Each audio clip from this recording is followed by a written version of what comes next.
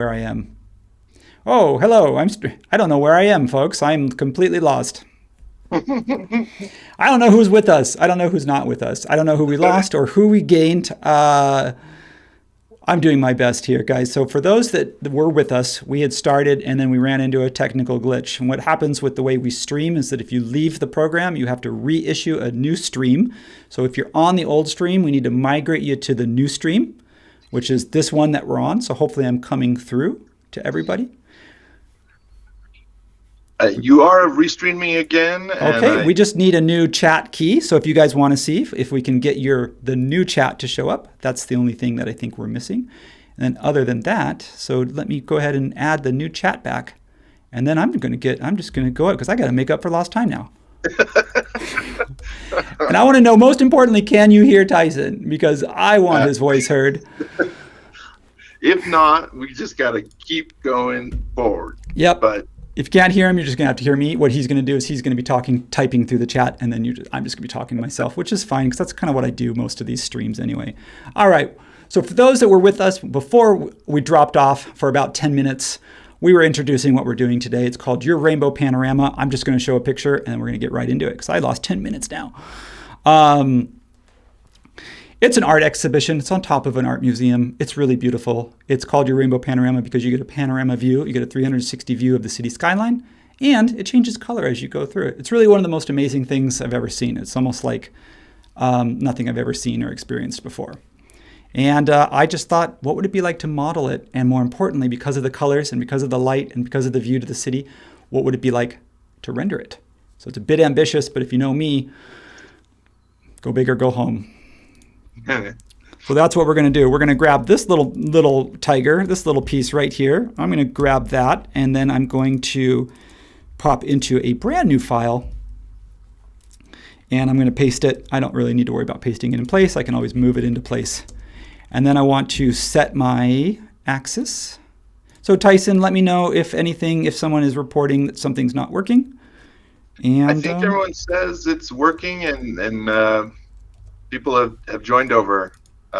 So yeah, quick, carry on as you meant to do.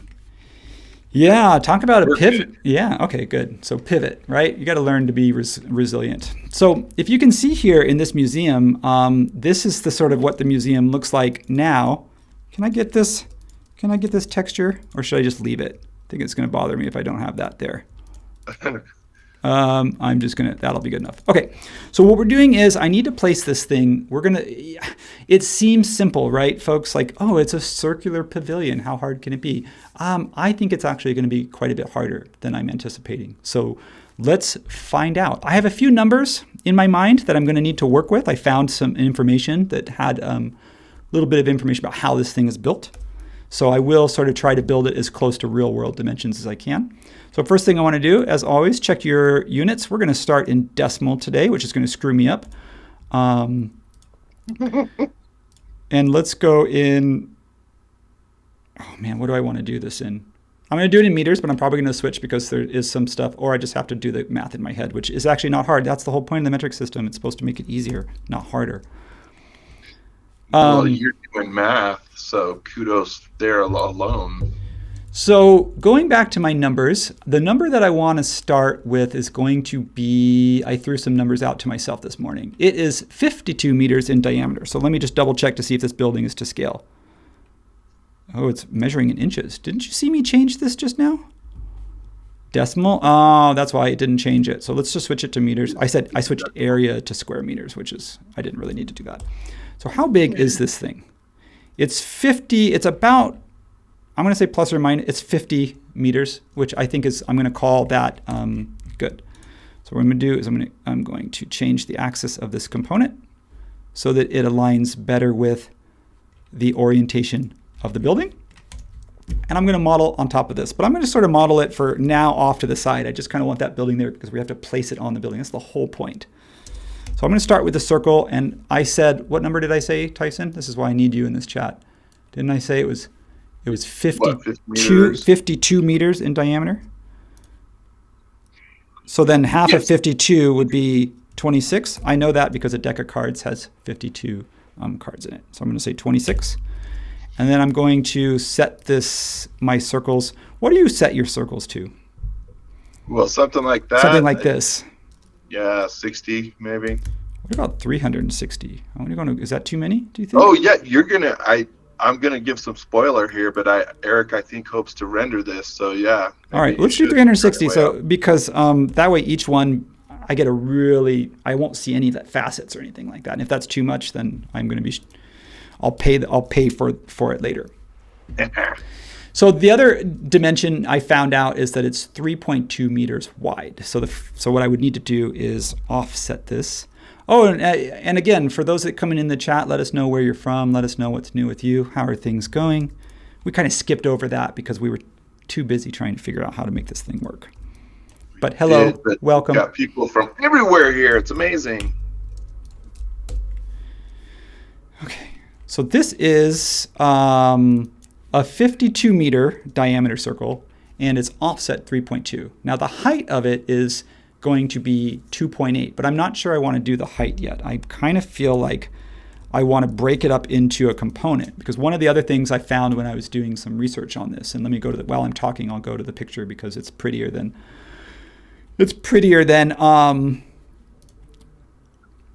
looking at just my blank SketchUp model. But the thing that I found when I was doing some research for this is that it's made up of, and it looks like more than this to me, Tyson, you tell me, but it says it's made up of 58 segments. So if you think about these panes of glass, there's 58 of them arrayed around a circle. And the other thing I found out... That looks like more. It does look like more. So I don't know. It looks like more. 58, it just doesn't feel like that would get you all the way around. Oh, well. But it is curved, though. The actual glass is curved. So it's kind of if you did them as straight segments, you would need a bunch of pieces to give that illusion of curved, kind of the way SketchUp, a circle is actually made up of segments. So in a way that would be, but these are actually curved glass. And Tyson, let me see if how good your noticing skills, your eye is. What do you notice that's missing from this exhibition / kind of? Well, I don't see any what I would usually think of as structure as far as, is it just fully the glass? Is that what you're... Dude, this is why I like this guy. Spot on. Look at this. Look at this thing. 360 degrees. No structure. That really is amazing. So what's the structure then? Well, I presume it's all the glass, and like you say, it's curved, so you're getting that. That's amazing. I had not seen this before, and what a choice. This is incredible.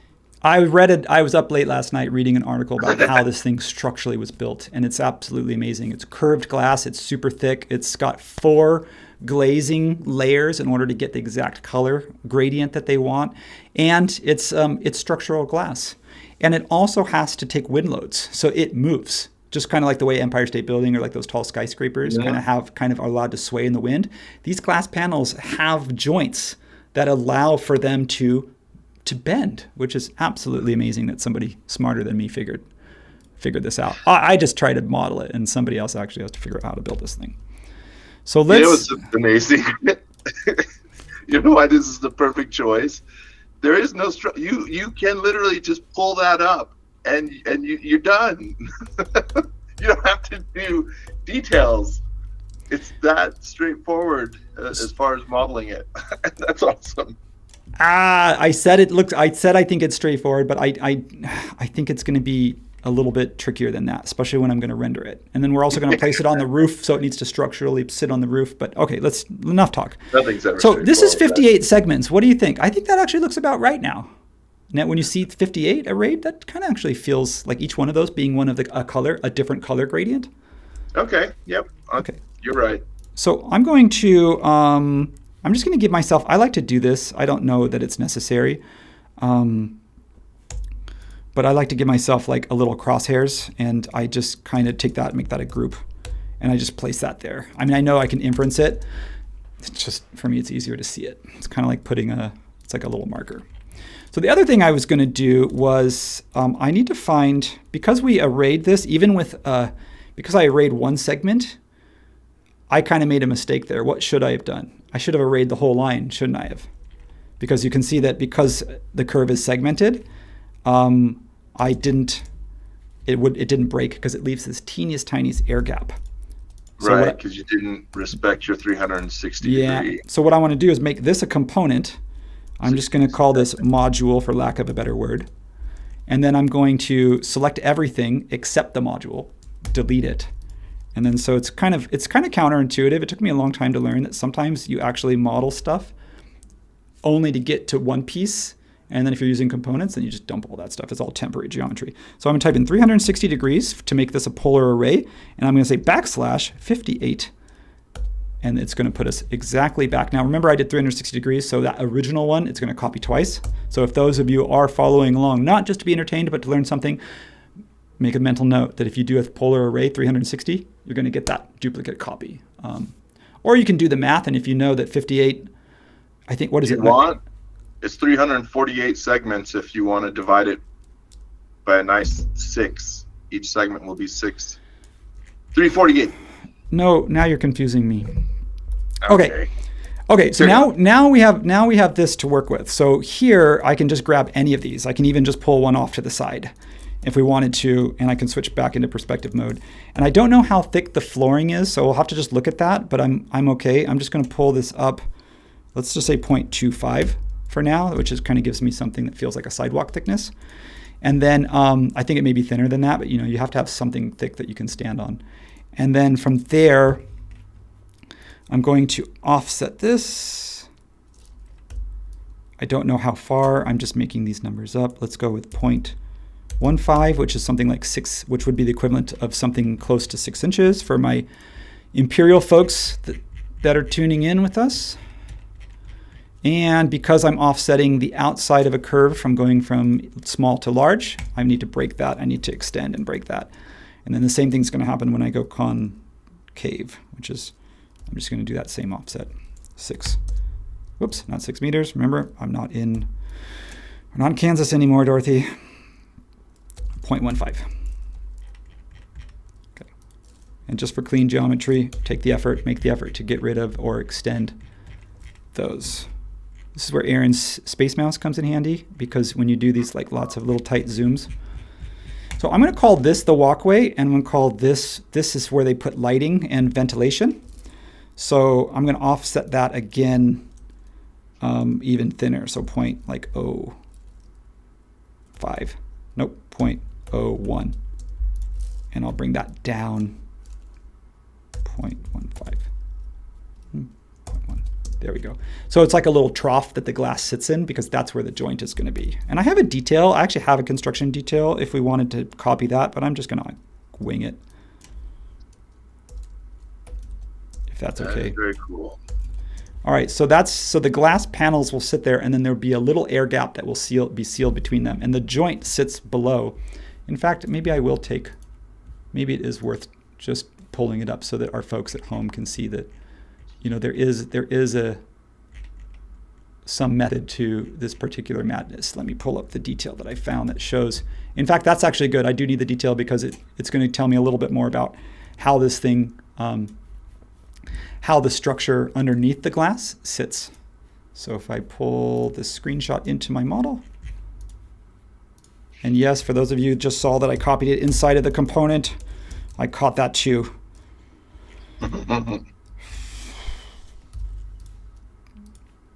It's been a busy week, folks. So I look forward to Fridays, but at the same time, it's like sometimes mentally you're like, it's Friday. So what I'm going to do is I need to measure this. We said that this was 3.2 across, so I'm going to group this so that when I scale it, I'm going to go from edge. I'm not going to go from glass. I'm going to go from structure to structure. Type in 3.2. It's going to ask me, do you want to resize it? Yes, I do. And that's going to give me something much closer to work with. So now I'm going to take this one here, this little component module that I started, and I'm actually going to, because it's a component, I can just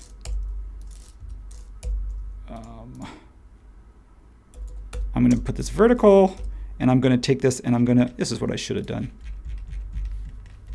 Probably what I should have done from the very beginning.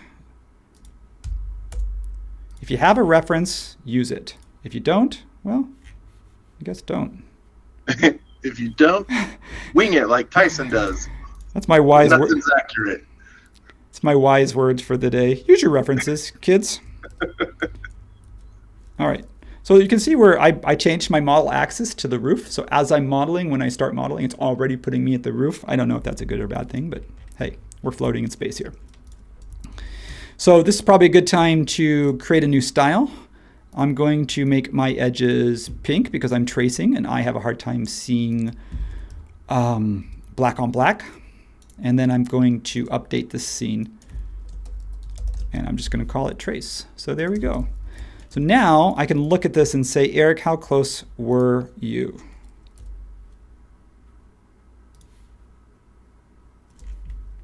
Oh, I see what's going on. When you look at it in elevation, it looks wider, but that's because of the curve. This is, but you can see that this is actually where it stops. So I'm going to go with that. So we're going to go with that. That's my story. Who was that from Saturday Night Live? That's my story, and I'm sticking to it. Was that Colin? Was that Colin Quinn? Was it? I'm not sure, but yeah. Does anyone know from those older days? I don't know. If we're going back, do we just start chanting "Da Bears"? Da Bears. Oh, that's going much further back. But yeah, I mean, we can go that far back. Saturday Night Live's great. I grew up with the Mike Myers era. Do you know what I mean? It was Dana Carvey, Mike Myers, Will Ferrell. So that's kind of. Oh, this is interesting. What did I do wrong?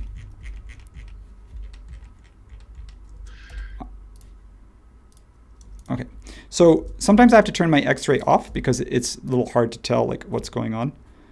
I technically don't need this. In fact, I maybe even don't want this sealed because if you have this face between them, when you array them back again, you're going to have faces all the way in between them. So it's almost better that I don't. So I told Tyson I didn't think I was going to do much with tags today. I lied. I didn't want to call you out at the time, but you were the tags, master. So yeah, I blame it on my OCD, which is I don't even know if I have OCD or not. It just sounds cool, and total respect for people with OCD because it can be a superpower. Okay, so with that.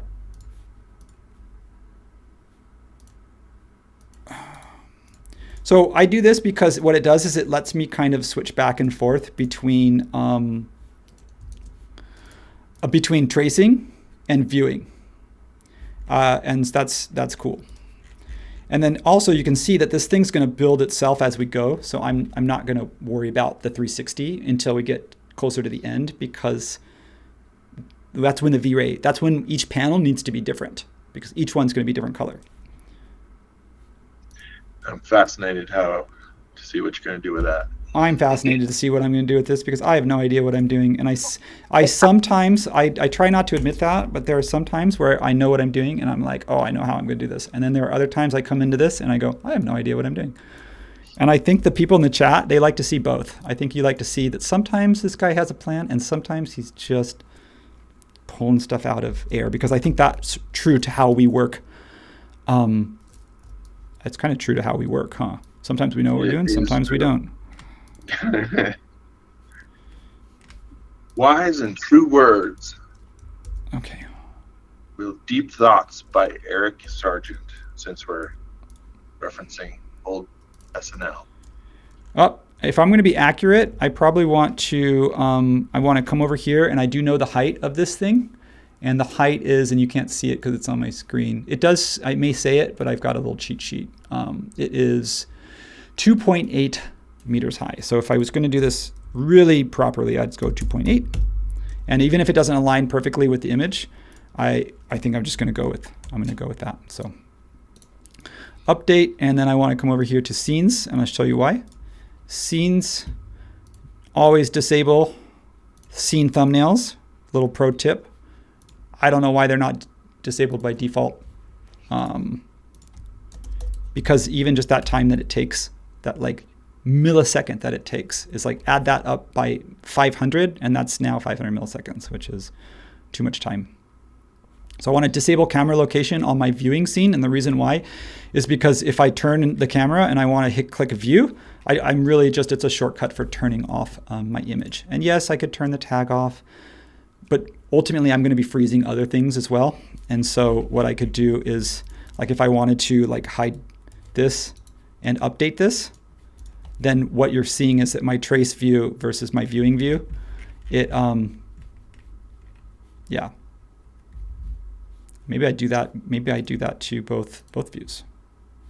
Trace and disable camera location. This is not something I did. The camera location is something I didn't do early on, and now I'm finding that I often will disable the camera location because I can also use a shortcut and go I can go Command 3, and that puts me in elevation just as fast as using a scene does to put me back into that view.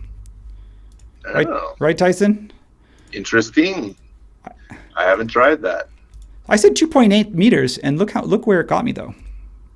I know, right? It's not. It didn't get me all the way. So what do? Do we go with what it says, or do we follow the elevation? And let me show you what 2.8 looks like. This is what 2.8 looks like. It feels kind of tight. I'm trying to remember what it was like to be there. It's not huge. You don't want my advice, man, because I want you to just make it super taller so that there's a lot more color and rainbow. Like here. So 2.8, 2 meters being about 6 feet. So 2.8 would be almost, it'd be like 8 feet, a little under 9 feet, something like around that. Okay. Yeah. All right, folks. We're just gonna. Close. You've all been patient. You've all been patient with me. We're just going to run with it. Okay.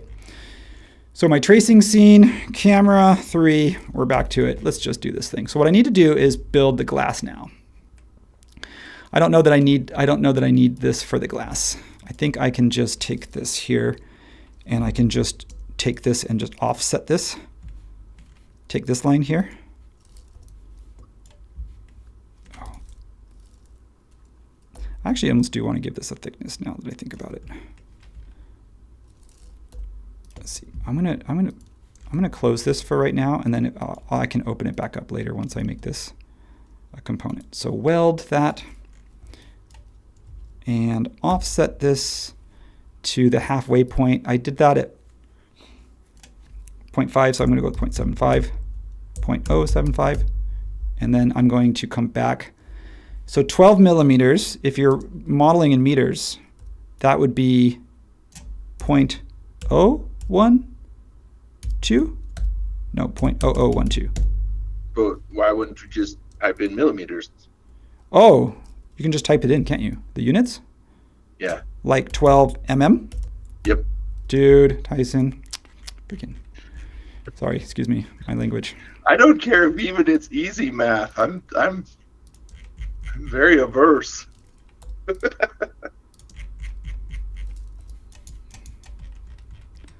I know. I told you this is going to be looks straightforward, but I was concerned that it's more if you're going to do it really accurate. Okay, so that's my glass. That's one side. I have to make this. I'm going to make it a component just to be safe because I don't know if I should, but I don't think it matters. So let's go up to 2.8 so that we meet our structure. And then I'll make the structure taller above that, so we'll do that in a minute. And then I'm going to come over here and soften edges, soften coplanar, get rid of those verticals. And then for now, just as we're working, I'm going to give this a transparency because I think that would be cool. What do you think? I agree. I'm excited. It's looking awesome. Okay. Also, you do have some reminders at this point. Calling out that big untitled. Is someone? Wait a minute. What are you trying to say? Let's not. Don't beat around the bush. Like what? You're saying I should save it at this point before I get further? Rainbow. Fine. Just because you asked. No, nobody called it out here. That way you can act like you're the one who's the. You're so responsible to set up scenes and layers and stuff, but none of us are responsible enough to save. We should. All right, so I'm going to do the same thing. Unfortunately, I can't really. I mean, I can't. I can't really use this glass because it doesn't work to scale it like that. Do you know what I mean? I can't just take this one and say, okay, because remember that now our diameters are actually different. I used a 58 as an outside, and I don't know, it didn't say whether it was an outside diameter or if it was an inside or if it was centered. I made the assumption that it was outside, so I went outside in. So that's, but even then you can see that the glass sits inside of the structure. So I have to go back and have to repeat that process. So we're going to come over here and go f 0.075, which puts me in the middle. And then I'm going to go f, because I'm just making this f for offset. And I'm going to go with 12 mm because it's better than doing math. And then I'm going to come over here and just do that little extension, which is annoying, but whatever. Oh, wait, that one's there. You're getting that little kind of artifacting because I think I don't know if I'm far from my model origin. Get a little bit of that dancing edge. It's hard when you get in really tight. This is why people say use the Dave R method, which is model bigger, weld. Let's try welding and then go F, 12 mm. Let's try it that way.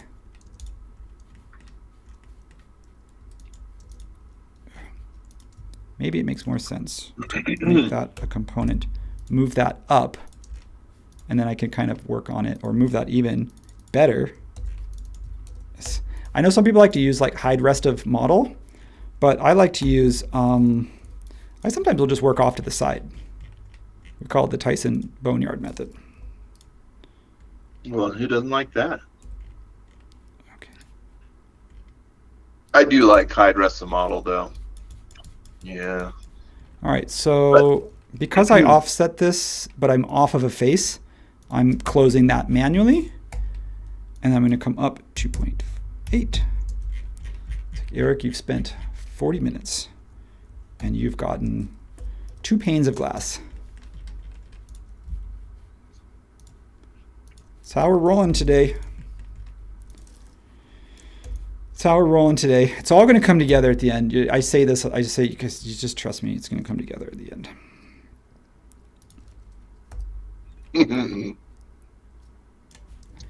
It is like that though. So how many people in the chat are like, they're in the, they work in design industry or something like that. And it's really scary. Like when you're working in a design team, especially if you're on like a really tight deadline or you've got a really high profile project, and they're like, I'm seeing this progress and it's just not advancing. And it's just like, and in your head, you're thinking, dude, I've done this a million times and you don't do the production work. And so you need to chill and trust me but I understand their position. It's kind of scary to be like, to trust you because so much of the work comes in like literally in like the last few minutes.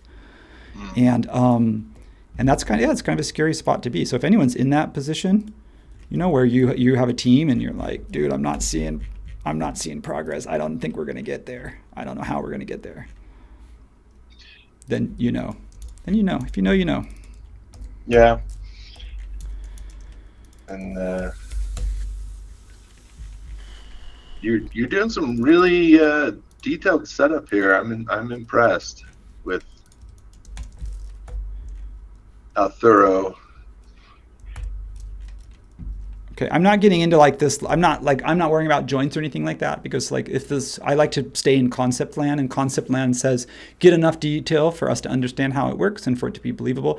Don't put so much detail that we're looking at things like how it's constructed because you're going to spend a ton of time and who knows, the whole design might change and you just wasted a huge effort and you put a bunch of energy into your model that you shouldn't have. So for me, I'm just going to kind of double check this measurement here. I know there's probably 2 structures. There's probably one internal and one external, but for right now, I'm just going to treat that as one because on V-Ray I can apply one material to one side and one to another, so it can look like 2 materials and you won't know that structurally it's actually just modeled as one. So we're just going to do that as 0.25.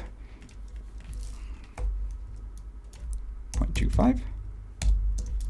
And let's see here, I can select this. I'm just going to group that because it only shows up once. That's a little confusing, guys and gals. Okay, so it's a little confusing when you get to see because I'm working on a component, so when I edit one, it's going to edit all of them. So this is kind of the fun bit. Yeah. Whoa, what's going on with my zoom? It's going crazy. So, because that's on a, okay. I think it's because I maybe because I started from another model, kind of screwing me up a little bit. How's that looking though? Spaceship-y? Yeah. See, you guys could have hired me to design the Apple campus. Done. Done. All we need to do is scale it up and then plant a bunch of trees in the middle. I know Foster and Partners, if anyone's from Foster and Partners is watching, they're like, all right, I want to reach into the screen. I know. Okay. We're them's fighting words. We're going to throw down. Okay.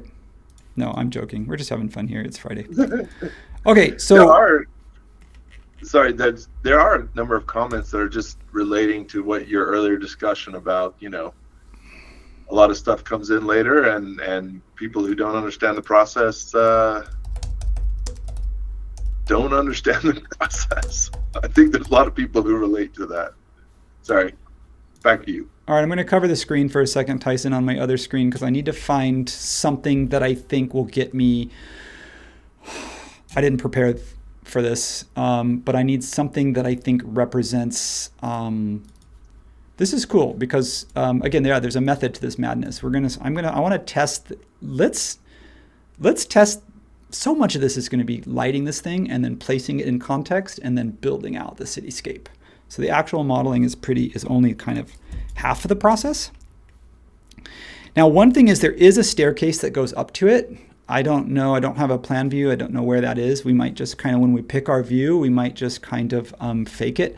But for obvious reasons, you need to be able to get into this thing. So there is a staircase that gets you in. And what's kind of cool is where that staircase is, there's one panel of clear glass. It's the only spot where you get to see the entire rainbow panorama from that high, but you're not seeing it distorted by the color. So for example, I don't know what I did with my, for example, anytime you're in there, you're going to see the colors will obviously influence. Yeah, there's one shot where you first step in, and right as you get to the top of the stairs, you can see the whole thing with a clear glass panel. So smart. So let's look at this for example. You can see that there are columns. And I will place them, but for right now, I'm not going to put them in the component because the columns aren't on every single module. There's not 58 of them. I think there's only 14. So I'm not going to put them inside the component. We'll put them on when we place the building on top. Right now, I want to actually look at the glass, if that's okay with you, Tyson. Either that or we can switch. We can place the building on. But I almost feel like I don't know how long it's going to take to get the glass to look like this, to get it to look literally realistic like this. So I almost want to do that first. And then if we have time, place the rainbow on top and then look at the amazing view and enjoy it. Yeah, man.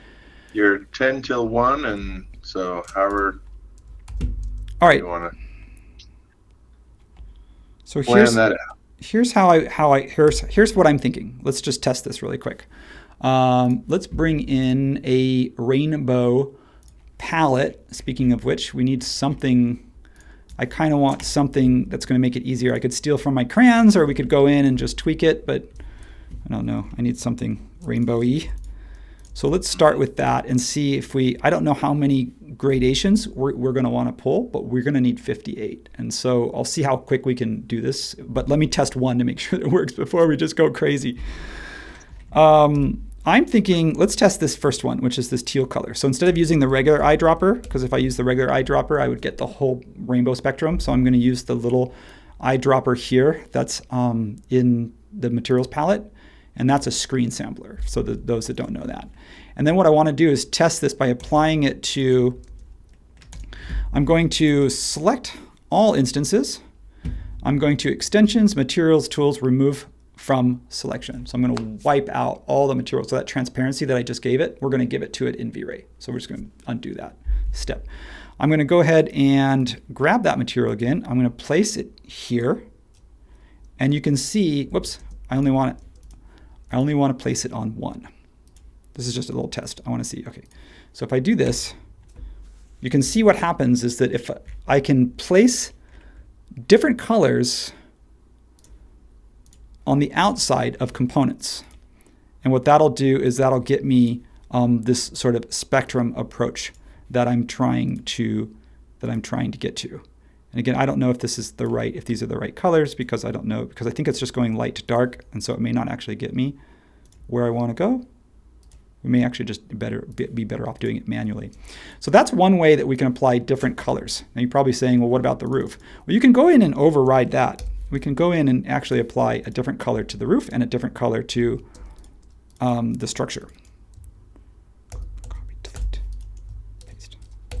So that color that I put on the outside, that's applying to the whole object, but it won't override if you apply colors to faces or to sub-nested objects. It won't override those. Did I explain that right, Tyson? Yeah, I think so. You're basically applying it to the outer shell of a component as opposed to the actual geometry. Yeah. So now I'll be fascinated because you mentioned that you'll apply the glass and the transparency and V-Ray, like how that's. Yeah, that's a good point, because I'm thinking about this, like how would you apply different colors in SketchUp? And of course, I didn't give this a transparency, but what I would do, of course, as I sample this, I would go in and change the opacity first, and then I would paste it. And what you're doing is, and then SketchUp reads that. We can do this two ways. We can come over here into View, Tool Palettes. I don't know. The answer is I don't know. We're going to figure this thing out. Okay, so let's do a test. There's two ways we can do this. We can either apply all the colors in SketchUp first, and then we can give a transparency to each, but I think that might actually be the slower method. I think it may be better to come over here, and you can see here, if I grab this material, there it is. So one way to do this would be to say edit in V-Ray, and then we can edit that material, but then we have to do that all the way across. I think a faster way to do this instead would be to come over here to Chaos Cosmos. So for those that are not new or who have used V-Ray, but not maybe the last year's version, they moved materials from the asset editor into Cosmos. So I would just type in glass. It's a little annoying because you have to do this each time. It used to be a little bit easier. They were right there. But the cool thing about it is that you don't have to download 1,000 materials. You only download the ones that you're going to use. So I type in glass, and I find the one that I want, which is going to be just glass. It's called glass. So then what I do is I come over here, and I find glass in and there it is. So you can see that I've got this glass material here. So I'm going to come over here. I'm going to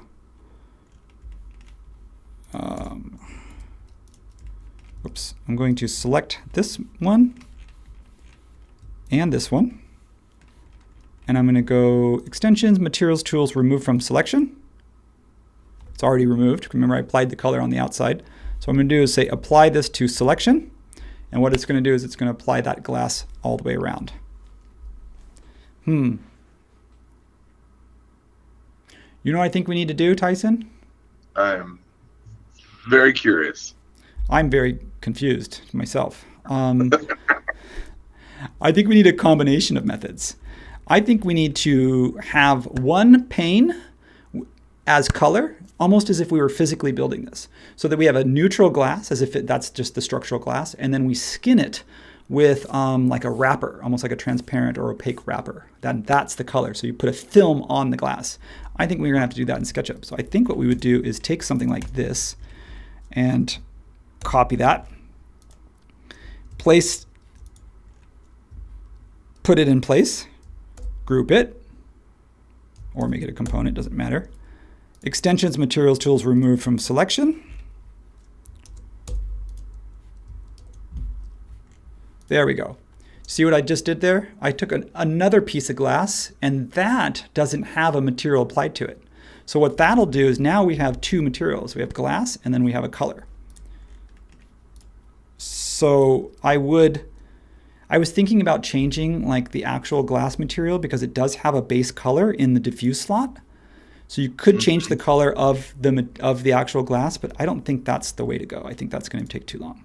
So now let's do a quick test. Let me color these ones briefly. Let me just go sample. I'm just gonna test a couple of these and just see what happens. That one, 50% opacity, bam. That one, and I'm probably gonna do this using just the rainbow spectrum instead of the palette, because I'm realizing the palette isn't gonna give me the sort of the gradation that I'm looking for. Oh, I did that the wrong way.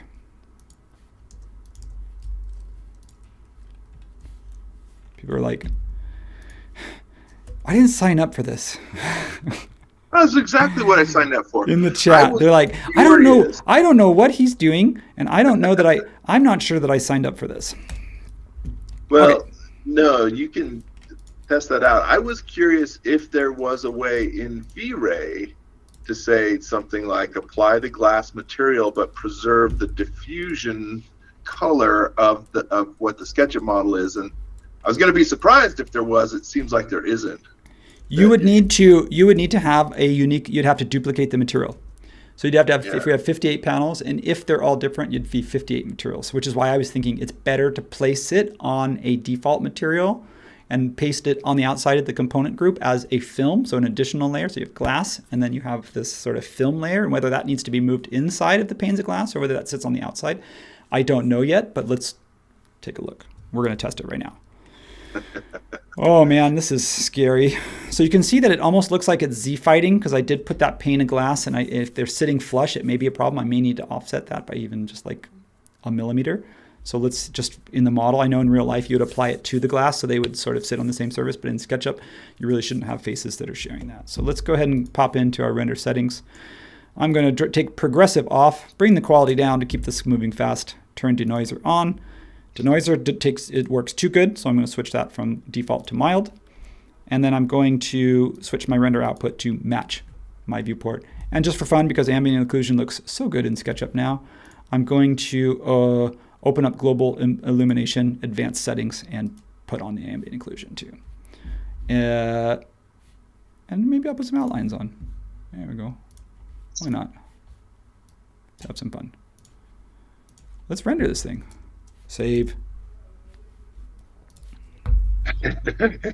Yeah, save. Whoops, a little sneak preview of another project I'm working on, so can't see that. Top secret. Okay. We're gonna put. We're gonna do some exposure. We're gonna bring white balance, highlight burn down, exposure up.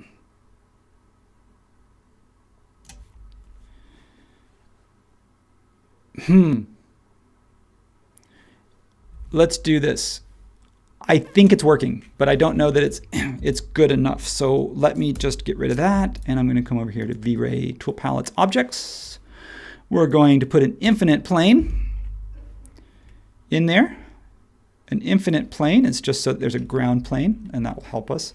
And then the second thing I want to do is I want to duplicate that process. I want to come in here, grab this face, exit out of the glass group, place it in place, group it. And now you can see I've got it on both sides. I don't know if that's going to be enough. Select all instances, except for the ones I've applied color to. And I'm going to come to V-Ray, Materials, Glass, Apply to Selection. We're going to come back into our little, okay, let's look at where the light's coming from. It may change based on where the light is coming from. So we want to open up our shadows panel, make sure that I change my lighting settings a little bit so that we can see shadows. And then it may or may not, influence with the way the shadows are. So I just, we'll just keep that in mind. Boy, that does feel narrow, doesn't it? Don't remember it being that narrow. Okay.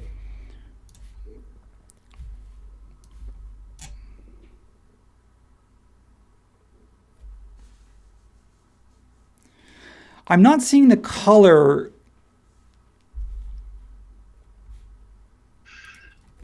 Yeah, I wonder. I was curious from the start too. I think V-Ray just accommodates for this, right? Like SketchUp, you have an inside and outside. The faces can have different materials, and sometimes that can trip you up. But because you applied it to the outside, it should be working. There's two things It could be because it's sitting on the outside of the glass. So one thing to try is to come over here and grab this little color plane that I just created. And we know that this glass is 12 millimeters thick, so I'm just going to literally move that in to point. No, I'm just going to go 6 mm. The other thing to try, and I'm going to get frustrated here in a second. Let's just see what happens when you put it into the two planes of glass and see if that changes. Because V-Ray is a physics-based renderer, right? So it's trying to represent things accurately. So the way I'm trying to hack it and overwrite it, it may not, like you said, Tyson, it may be almost too smart for that. You're being too clever, and V-Ray is like, no. Oh, guess what? We don't have to do all 58 colors. If we pick a camera view and we place this thing on top of the building, all we need to do is color the planes of glass that show up in that field of view. And I'm going to give you, I'm thinking of now a shortcut. See, this is a resilient thinking exercise, because what we're doing here is, like, for example, let me go back to one of these reference images. If you're in there, you aren't really going to experience color. You won't be able to see the full 360 spectrum from the inside. You're only going to get a gradation of about maybe 20 panes. Well, no, because there's 58. You're not even going to get 20 panes. You're going to get 1, 2, 3, 4, 5, 6, 7, 8, 9, 10. This one is a little bit 1, 2, 3, 4, 5, 6, 7, 8, 9, 10, 11, 12, 13, right? So we don't need to actually color all of them. We just need to take a spectrum. So if we can get this thing to work, let's see if we can just, let's just apply it to a section. And then when I'm in my free time, I will go and do it to the rest. You know what that means then? It means we're going to do a test. We're going to do another test. I'm going to grab these guys, just this little group here, and I'm going to copy them. Whoops, missed one? And I'm going to copy them. I told you, remember what I said? I knew that this is going to look easier than it is. And I would love, this is a point where I'm asking the chat that if somebody wants to, if somebody has an idea on how to do this, I would be more efficiently. It's not just how to do it. I think I can do it. It's just that if I'm not approaching it right, then that's when I would be like, all right, how would you do this? I think this is a good illustration. There's certain times and certain things that I assume that really the way you have to do this would be to take the time to go into each panel and customize each color, and that sometimes there's no shortcut, right? Like, and sometimes it's always fun and to try and be clever and to try and be as efficient as possible. But that's why I was curious to be like, do you have something? Because and 58's not that many. You sort of put your headphones on, listen to a couple songs, and you're done in 20 minutes. But I don't know. That's just me. Sometimes I have to remind myself to be like, you just got to take the time to do the work. Are you saying that AI can't step in and do this? Can't step in and do this for me? I'm not saying that out loud, because when AI comes for us all, I don't want it to remember that I said anything bad about it. But maybe not yet. All right. So if I go extensions, materials, tools, remove from selection, and I come over here and I grab both these panes of glass, which I've now made unique from the others. So we're working with just this panel. And then I come over here and I have a green tinted glass, and I may not be tinted enough, but we can talk about that in just a minute. Because there's this thing called coat. So when we're in there, we can play with coat. amount. And if it's not enough, we can just slide that up. So let's now apply this to selection. And if I did it right, it would be green. So is that what you're saying? This is what you're saying, Tyson, right? What we should do is come over here, duplicate this one. I'm going to call that green 01. And if I was really smart, I would know green 02. So I'm going to go from green to yellow. And we have to just decide how many stages we want. So for example, I'm going to do 3 stages of green to yellow, and then I'm going to switch to yellow, just as a quick test to see if we can get that gradation. Nice. So I'm going to go green 01, green 02, and then I'm going to do yellowish green. And then, so you know what I mean? So we only have to do like 5 or 6 just as a test. How many did I pull aside? I put 1, 2, 3, 4, 5. So if we can get this to work on 5, then we know, or less than that, 4, then we're good. So green, so here we go. So I duplicated the material. Then I come over here and all I do is slide it up on the yellow spectrum just slightly. That's the diffuse material. Then you have a coat material, and then I slide the coat material up onto the yellow spectrum just slightly, just enough that you can see that change, but not so much that it's pretty drastic. And then I come over here and I say, I go extensions, materials tools, remove from selection, and I make this one unique. And then I come over here and apply this to selection.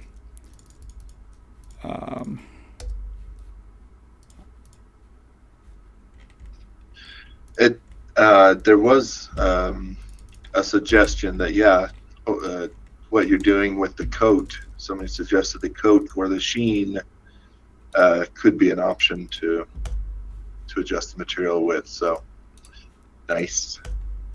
All right, so I'm going to. Okay, cool. Let's do this again. So let's go. Let's duplicate this material. I think we're onto something, Tyson. Thank you, and thank you in the chat for anyone. We're going to duplicate this material. And now what we're going to do is we're going to switch from green to yellow. So I'm going to say green, yellow, 01. And then I'm going to do a green, yellow, 02. So this is still, I'm calling this one green. So we're going to do green, yellow. And then we're going to push that into more of a greenish yellow. And then we'll get to yellow coat.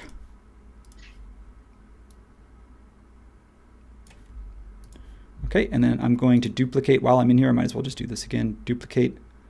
And I'm just going to just swap this one to green, yellow, 02.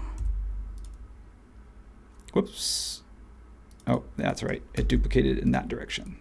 So 02, this is just going to be almost, at this point, it's almost yellow. It's not quite, because I'm going to switch. The next one will be yellow. And then we're going to render it. For those of us who don't know, I don't know if you want to go into this, is there a difference? What's the difference between coat and diffuse as you're making these adjustments? I don't know that much, other than the fact that coat is unique to a glass material. So a diffuse is a default material. It just means the base texture color or the base texture material. If you don't use a color, you could use that. You'd call it diffuse texture, and that would be like, that means it has no PBR. That's like your base texture. It's got no reflection. It's got nothing added to it. So a diffuse is so when SketchUp, when you put a texture in SketchUp, it is only a diffuse texture. It is that base underlying texture, and then you have advanced material properties that come on top of it. So coat is an advanced material property attached to glass. That's my definition from what I understand. I could be wrong. Interesting. Okay, thank you. Yeah. So now we're going to go just straight up. I'm just going to go pretty much straight up yellow on this one. And then that's it. I'll be done. And then we'll see if this works. So for those that are patiently waiting with bated breath at home, so am I. I'm with you. I'm with you. Okay, so what we want to do is we did green 1, green 2, and then we're going to do green, yellow 1. So apply to selection. And then we're going to do green, yellow. Oh, I have to make this unique, because if I apply it to selection, it'll make it to all of them. So now this is tough. This is the part that breaks the component. It almost makes me want to remove the glass from the component so the structure is independent, but we're past that. So I'm just going to, you see what I mean? Because now we're making the whole thing unique, when really what I want to do is make the glass unique. Yeah. Okay, so now what I'm going to do is come over here and go green, yellow, 02, apply to selection. And then I want to come over here to yellow, 01, and I'm going to say apply to selection. And then I'm just, for this last one, I'll just leave that just as our kind of, call it our, what do you call that? Like a, not in a placebo, but you have a control. I'm going to Yes, that's right. Yep, this is going to be my control. Oh, I had the foresight of changing this into a component before I made those unique. So even though I made the whole thing unique, I made the pieces inside independent. So I can switch the material independently of the glass. All right, Tyson, are you ready? Are you ready? We're all fingers crossed rooting for you. Let's see how it looks. All right, so what I want to do is get a view where I don't really see, where I kind of don't see the end of the glass, you know what I mean? Because it's really kind of how you'd experience is you're always turning, so you can only see a little bit what's in front of you. Tyson, I'm nervous. I usually don't get nervous in these things, but given today's bad luck, nope, I got a good feeling. I think you're onto something. Okay, so I'm going to call this render. He's gonna work. Well, I like that you're thinking happy thoughts for me. Okay, so what we're going to do is we're going to do an interactive render, because I'm doing interactive because I might control the amount of coat and I want to see that change in real time. So I'm going to click interactive.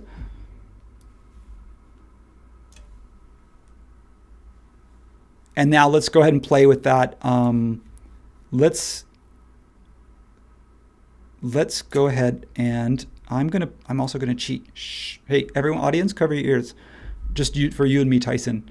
I'm gonna bump up the hue saturation a little bit to sort of intensify the colors. So if I take the saturation and just kind of ramp it up gently. Now let's go back into the coat. Let's go back as we're running the interactive render. This is dangerous, folks, to run an interactive render on something you've never done before while streaming live. You're basically asking for something to go wrong. So let's try it. I'm going to go into the materials property, and I'm going to come over here to the first one. So we're on green. So I'm going to go green, and this coat amount, I'm just going to sort of push that up and see what happens. You see, it got a little more intense. The other thing you can do is, oh, sorry, did I put the coat color? I didn't mean to do that. I meant the coat amount. So the color got more intense because the color was saturating it. So you can also control the saturation in the coat property. But the coat amount is going to be basically like how much of that green do you want to show through. So if I do that, I could pull the saturation back a little bit. So what do you think if I was just throwing a number at this, Tyson? And I'm gonna go with, let's throw in 0.4 and let's see what happens. And then I want to go to coat green. I'm going to basically double the amount of coat color that's being applied, 0.4. And then I'm going to come over here to green yellow, 0.1. Looking pretty spiffy. 0.4. I'm going to go over to more yellow 2. I'm going to go with 0.4. And then I'm going to come over here to glass yellow, which is my most yellow, and go 0.4. Last thing I'm going to do while I'm in here, I'm going to come over here and I'm going to find my sunlight. And I don't like that harsh shadow. So what I'm going to do is go into the sun setting and take the size multiplier. I'm going to push the size of the sun up to something like either 5, somewhere between 5 and 10. So let's try something like 8. And if you look at the shadow, if I zoom in here, look what happens to the shadow. It's going to soften.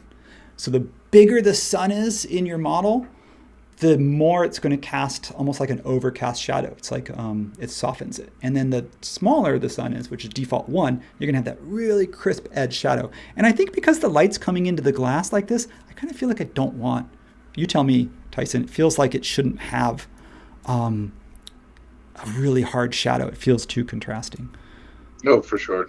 No, that looks a lot better. And yeah, the color's looking pretty sweet. There was a question, so I was curious about this too. The glass, what's your thoughts on ramping, like dialing up the color in those settings versus dialing down the transparency, which in theory would dial up the saturation? You just broke my brain. Sorry, I'm going to pass on that one. Sorry. Hey, it's my show. No. Yeah. Right now, the problem with that is that like I think a pivot for me, or to think about a different way to do it, I think is just this was kind of hard, and I think we did it, Tyson. I think you were right. I tried to shortcut the process, thinking if I can put a film, something that represents a film, so a new plane, and then I can have a default material applied to that, which means that I can paint the outside with just a color from the color gradient. I could go gradient, paste, gradient, paste, gradient, paste.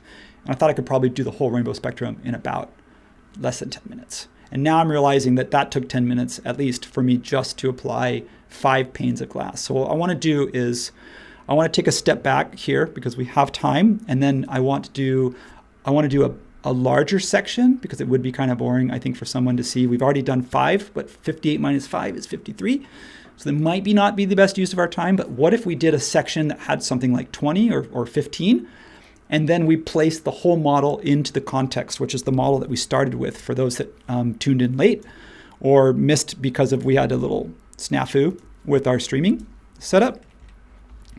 I do want to place our rainbow journey right here. Camera field of view, I'm gonna go with something like 60. And I want to see how close might it feel to stand here and look. And I know I don't have the whole city, but I do have. We're going to call this intermission because we're just over the top of the hour, so we're going to call this an intermission. I love it. Yeah, do it. Do that. So last night when I say I haven't prepared for this, it means that I didn't prepare, like I didn't practice, but for obvious reasons, I did look up some information that I thought would be helpful. And one thing I got was a larger version. I found this version of the model for free on Sketchfab. And I want to credit the artist, so I will maybe put that in the link in the description for the person who put this out there. It's a pretty low poly model, but it's got textures, and I think that's pretty sweet that somebody would make that available for free. But beyond that, there's this thing, I've done videos on these before. It's called CAD Mapper, and CAD Mapper pulls open data, and the open data is building footprints, and it has park boundaries, and it has terrain, and it has other things. And so it looks like a hot mess right now, and we'll change that. So I'm going to do a segue. I'm going to take just a couple minutes to come in here. And speaking of tags, when you get a CAD Mapper file, you'll notice that everything is untagged. So what I would do is right click, and you can say select everything on the same tag, and then it grabs everything on the same tag, which is buildings. I don't know if you noticed, I didn't do this on purpose, but look where I just zoomed into. Did you see where I zoomed into? Did you see that? That wasn't intentional. That was not intentional. Nope. But what I am going to do is do this. I'm going to take the time to no, the rainbow journey's not there yet. That is the whole point of what we're doing, is that we are going to build this thing. I'm going to hold shift instead of delete each one at a time. I'm holding shift because I don't want to accidentally delete any other buildings. There, that's our job. Okay. So with that said, I have a bigger version. You can see that this is quite a bigger version of the model. So now that I have the buildings, I can just come over here and just apply something like, if I wanted like a light gray or a white, I would paste that in there. Shadow settings, use sun for shading. Whoa, a little dark. There we go. And then what I would do is come over and I would do that with each of the tags. Now if we're rendering, you're not going to get lines to show, but that's okay. I can still come over here and say select all with the same tag. Group those together. Those are major roads. I would come over here and say select all the same tag. I like to repeat myself. Like when I'm working, like in my head, I am actually just saying all this stuff out loud. Select with the same tag, group. And then what I would do is take all of the roads and I would select all of the different size roads from large to small. If I can select them, I might have to turn the topography off. That might be easier. And then I would group those. And then what I would come in here and do is apply a color to those. And then I would take the building group and I would say, come over here and say, open up, go inside of there and say soften coplanar a little bit. Make sure I don't have any of those extra edges showing that I don't need to. And then I believe this is a park. So select all on the same tag. And those fall into what's called considered parks. I was correct, group. And then I would apply a parks color. So this is just a super fast organizational. I might have to come over here and go extensions, materials, tools, section. Parks.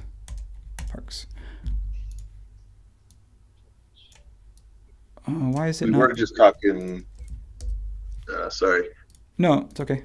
I'm not sure why. Oh, I know why. Sorry, the parks are just boundaries. So if you want them to be filled with faces, you would come over here to extensions, face creator. Don't crash. Come in here, and then I think I can. Sorry, I want to hear what you say. Did it create the faces? I don't think it did. Oh well, I don't care. I don't really want the park. I don't want to do the parks anyway. So there. Whatever. And then I'm going to come over to extensions, and I'm going to go hide all edges on the roads, because the roads are actually made from polygons. They're made from single lines. And then when you do the export, it applies a thickness to the line, which is why you get that radiused edge. When two edges come together, you get a radius. So you probably want to do is take the effort like I am right here and say hide those edges, so that even though when you render it, it won't show up, but if you're showing your model, you don't want to see those overlaps. While that's thinking, Hey. what were you going to say, Tyson? I was impressed. We were just talking that sometimes you just kind of have to settle in and do the manual work. But for anyone who does any sort of large scale, the way you just flew through this city, broke some stuff out, separated it by color, and you have a really compelling cityscape. That's back to the Eric is a wizard at flying mode. Well, man, when I watch people who do stuff like in a software program that I'm not familiar with, and like say for example Cinema 4D or After Effects or anything like that, or Blender, and I watch them do stuff, and they're like, go into the control modifier panel and select the material sub modifier, and there's no way you would know that intuitively. You wouldn't know to find a material property buried within 50 sub menus. The only way you figure that stuff out is just slowly through trial and error, over and over again. Even if you watch a video, it still doesn't sink in right away because it doesn't make sense. The first time you see it, it doesn't make sense. It's like learning a new language. Literally like learning a new language. It makes no sense. I have no idea what you're saying. But little bit through over time, I learned one word, and then I learned another word, and then I learned a sentence, and then now I can say one sentence. I probably just made a big mistake now that I'm looking at my spinning rainbow of death, that I think I tried to tell it to hide. I mean, it's the entire city of Aarhus. I just told it to hide the edges on every single road and sidewalk. And now I'm regretting that decision, because I think it'll finish, but I don't know how long it's going to take to finish, because that was a big ask. I just asked it to do a very heavy computation. Yeah, darn. So while that's going, speaking of which, while that's going, I'm going to swing over to my SketchUp model that I saved while we're waiting. And I'm going to look at when I saved it last. It could be easier just for me just to dump it, and then we do that step over, because that step only took me 2 minutes to organize this file. What time is it? It is coming up on 1:30. And what was the name of this? It's called ARoS Output. It says that I didn't save it since it says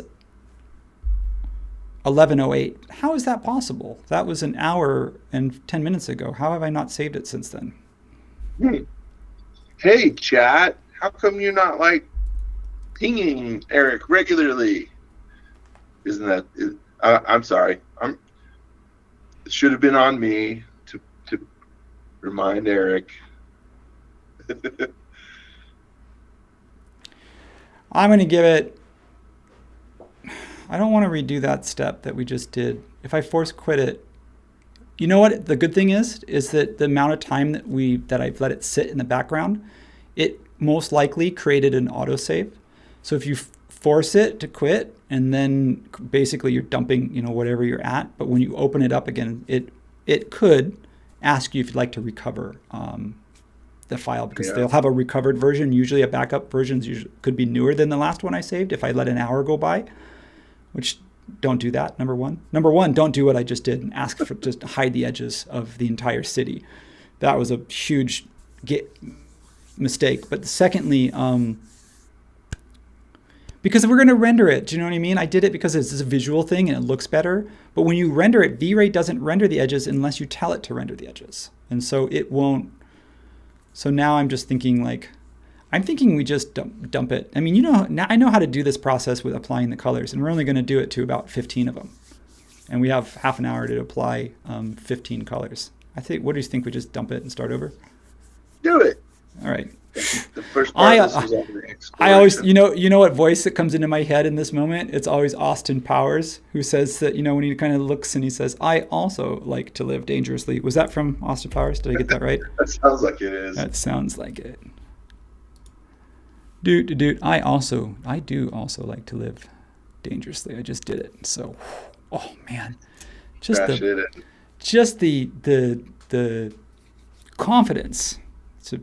I opened up layout, so that goes to show you what the kind of day I'm having. Okay.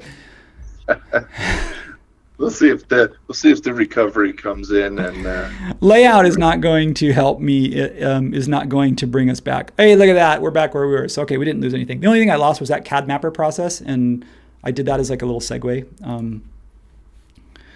So okay. I don't know why it said. Oh, I know why. Because I was looking at the wrong file. Yeah. I don't know where I saved this thing to. Where did I save this to? There it is. It was on my desktop. Sorry. The first one was the one that had the whole city in it. That wasn't saved. That was 1108, but now we've made some progress since then. All right. Stop talking. Keep going. So we've already started in green. What about continuing, Tyson? Should we just continue with what we've got? Or to be honest with you, I don't know if it's worth it. But when I was there, the one that I liked the most, the color spectrum that really caught me, was just they were not, all the colors were not created equally. It was when I went into this warm, there were two colors that stood out. It was like this purple to yellow orange. I don't know why. Maybe it was the warmness of almost like going into the fire. And the other one that caught my attention was this one here. And the other one was kind of going the opposite way, from purple to blue. Well, you've got a couple materials set up. You just have to change the diffusing code. Oh, that's true. You're right. I just changed the colors. So what if we just did switch the colors and we did the purple to like the orange, and then we place it. Yeah, do it. Love it. Stop talking. All right, Tyson, you talk. I'm going to go into my zone for a minute. You tell stories or talk to the audience or whatever.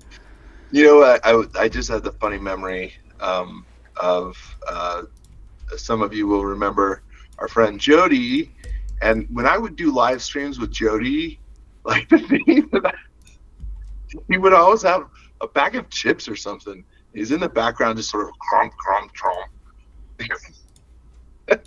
And I think he usually tried to mute himself when he was going to, eat for a little bit, but didn't always. So there's a fun little, this was funny to me. I don't know how much that actually came through. And then, of course, we would go on tangents about whatever's out currently, which I don't know what is. I haven't seen what is. Deadpool? That's a different twist. You have this lovely building. Talk about Deadpool. You know what movie I saw recently? The Wild Robot. And I thought that was beautiful. Oh, I've heard that's lovely. The animation was, they kind of applied this almost like oil paint watercolor effect to the land, and it's almost all in landscape, which you guys know me. I'm a little biased. It was almost, the entire film almost was outside. And the entire film was outside. It was Wild Robot. It was all forest. Everything was in the forest and it was in the ocean. And to do that, to build these environments and to material them, what we're doing here, to put the materials on them and to render them and light them forget the animation. I mean, the actual making the characters move and talk and care. You care about the story. Obviously, that's important too. But beyond that, just absolutely, I was impressed. And you know what? I'm a pretty tough critic, to be honest with you. Well, that is. So that okay. says, I would say That's my praise. that says something. I saw the Beetlejuice movie. See the look on my face? Oh no. So talk about being a tough critic. I would say save your energy. You can go see the other one instead. Go see Wild Robot instead. Well, I knew it going into it. It's just one of those things where it's just like, all right, I guess we got to do this. I guess we just gotta, like a Band-Aid, like let's rip it off.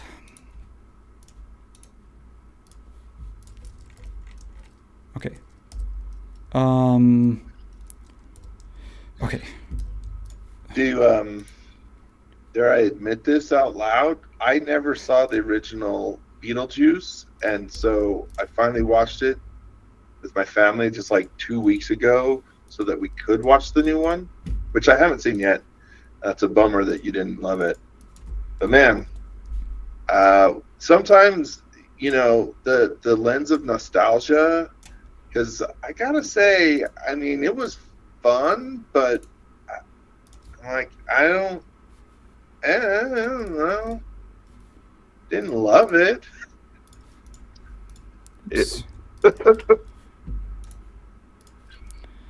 I don't know. All right, Tyson, we need more segments. So we need to put this one back. That little test run that we did there, we're done testing. We did our proof of concept, and now we're ready to move on. Well, and rendering is going to look amazing, but it already looks amazing. All right, so I made this one unique.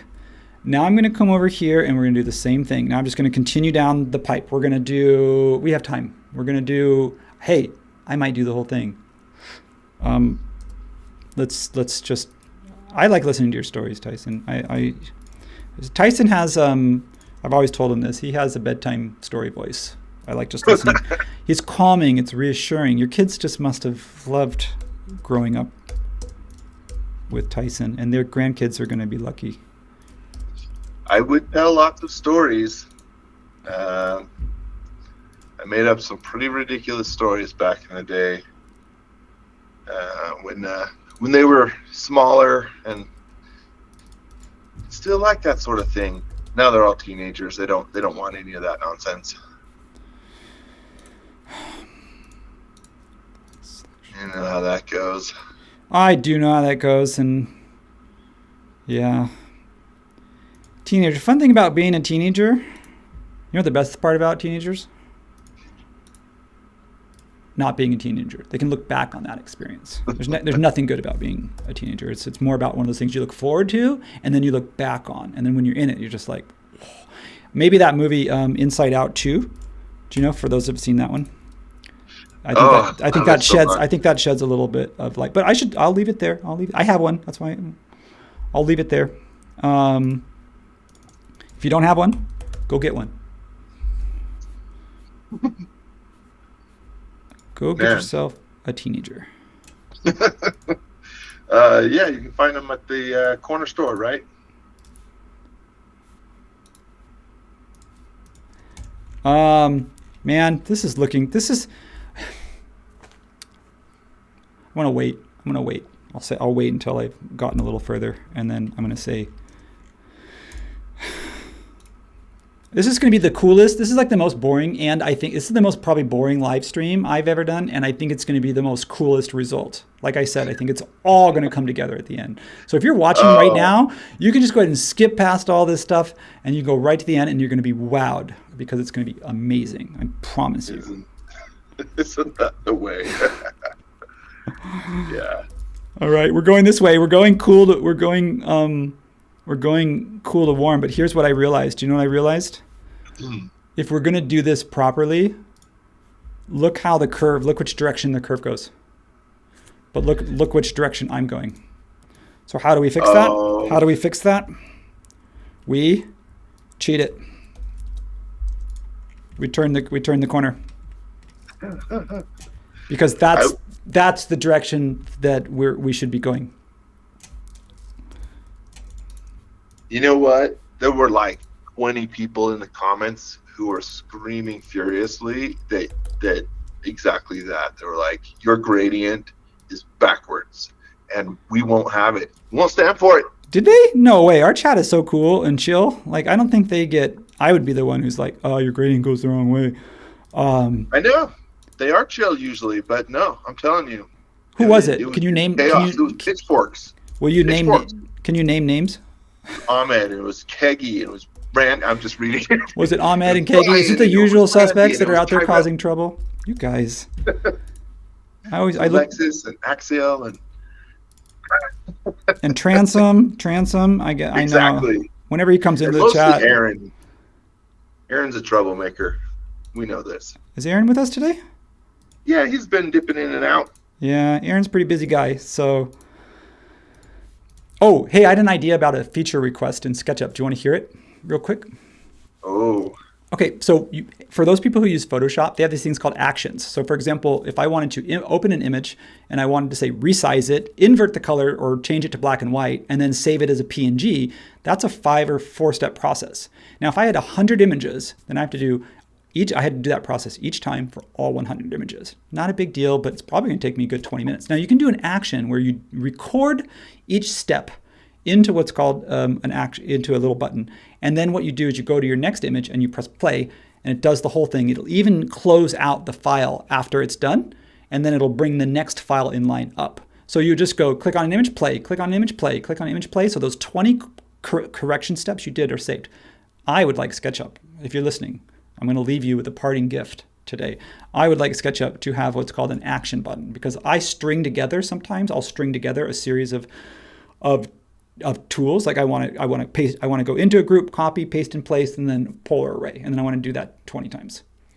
Let me record that as an action and I can save it. And then every time I want to do that action, that string of 20 things, I just go into I select my object and I press play and it does it. There, that's a free one. I will fully back you up on that one because actions are really cool when you wrap your head around and save a lot of time or get to repeat stuff.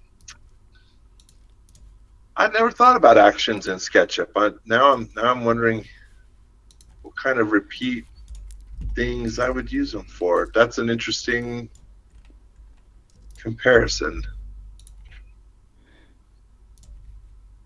I may be going too many steps. I might be going too far, but I also know that for time wise, like we may not do the whole thing. So I have to be careful. If we were really smart about this, what I would do is, I would have, whoops, what did I do wrong? Okay, I want to make this unique. Okay.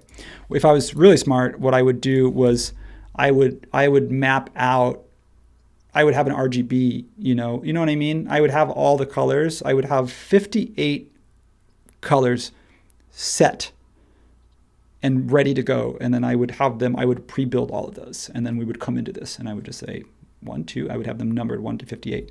Now I'm 1 through 12. And so now I have to look at like, oh crap, we just went from purple to yellow in 12 steps. So then when you look at the full rainbow spectrum, how are we going to get all the way back around to purple in the remaining 46? Yeah, yes. I think I went a little too condensed because I thought maybe we'll only get to this piece. Yeah. Okay. Anyway, I was just saying. I'll slow. But you know what I noticed that was interesting, and I won't show you. I'll just say it. For some reason, it looks like there was a lot of green. Like when I was in the green one, it looks like there was a lot of green steps. It's almost like the Olafur Eliasson, the artist, who, if you're listening, awesome, by the way. I love your work. It's amazing. My wife just saw your show in LA. But if you're listening, it almost looks like you're like me. You ran out of, you applied your colors too tight, and then you got to green, and you're like, let's just do 6 more panels of green to close the gap. That's So that's what I think. That's what happened. So I'm going to go with that.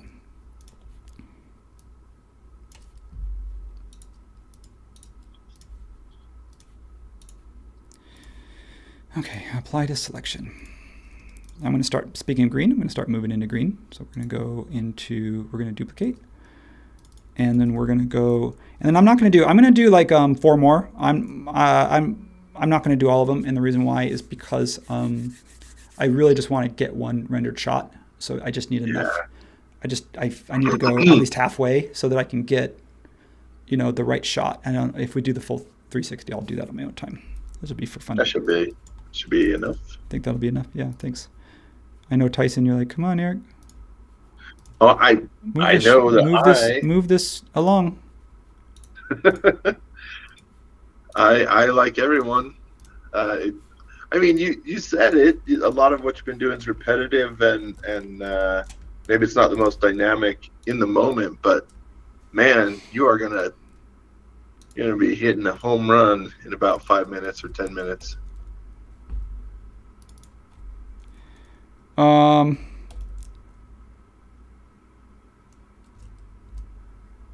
Oh crap, excuse my language. I need to figure out how to do this one, because I can't go I'm gonna go -01. I'm gonna go backwards, because I started at 1 here, and now I want to go the other way. So what I'm gonna do is I'm gonna grab that one, which I'm gonna call 01, and then now I'm gonna push the opposite way on the spectrum. So we're gonna go into the bluish range.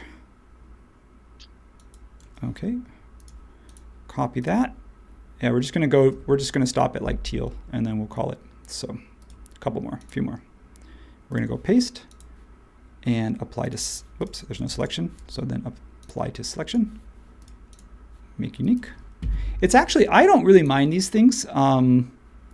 This is the kind of stuff where, I don't know about you, Tyson, I think you said this earlier. You just kind of like, if you're working on your own, you just kind of put in the headphones and you just get into a groove, and it's a little repetitive, but it's not bad. Do you know what I mean? There's nothing wrong with having just to sit in the zone for an hour. I like that. I can do that. Yeah. Okay. On board. All right. How about 2 more? I'm going to call it. So for those that are waiting with bated breath, we're almost there. You've come this far. You don't want to back out now, do you? Oh. Now I'm a little bit worried. You know how we did a test? Quick, now Eric, save. Now that I'm a little bit, oh yeah, good idea. Now I'm a little bit worried that like we did this little test, and then I'm like, let's now go full tilt boogie. Let's do the whole thing. And now I'm like, ooh, that's a bit of a risk, but hey. Yeah. We've been taking risks today on this stream, and some of them have paid off and some of them haven't. Someone did aptly say, this can be your stitching. This can be your version of Aaron's stitching. All right, 1 more. I'm calling it. Because we can always do more once we finish everything and we set the camera. If we need to do a couple more, we can. We know the process. It's just the same thing. But I think we have enough. So I'm going to go ahead and just do one last one. So duplicate. We're going to go with, I'm putting my number 05 because we're going backwards instead of forwards. And then I said I was going to end on something like a teal. And so like a teal green. And so let's do that. Copy, or teal blue, or turquoise, whatever you want to call it. And apply to selection, and done. Okay, now here's what we're gonna do. We're gonna group this thing. Whoops, that one got messed up. That one should be the last one in line. There we go, that's better. I screwed up.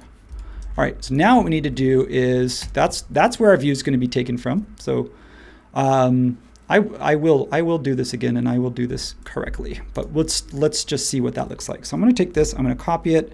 I need to open up our model that we started with, which is it says that there's a recovered version, remember, because that was the one that I hadn't saved for an hour. It just sat there in the background while we did this. Let's hope, fingers crossed here. If you're just joining us, welcome. We are modeling your rainbow panorama, which sits on top of the Museum of Art in the town of Aarhus, outside of Copenhagen, Denmark. And it has been a journey, Tyson, to say the least. It right, like starting out,